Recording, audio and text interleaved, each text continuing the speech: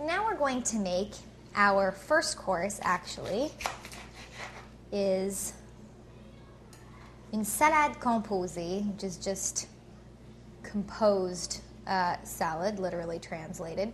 And it just means that you're not mixing it all up into a big bowl and combining the dressing, the topping, as we would in most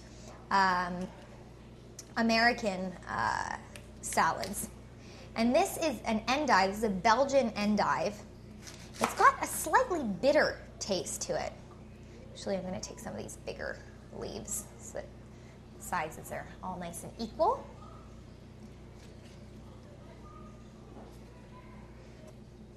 Okay, so that's one plate of the endives. I'll cut a few more here. And then to go along, because remember how I said that that is very, it's rather bitter. So to counter the bitterness, I'm going to put some very sweet pear with it.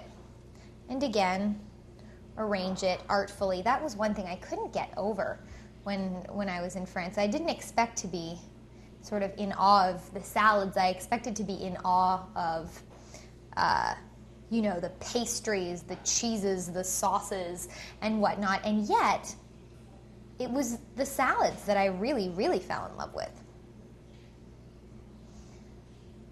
So nicely decorated.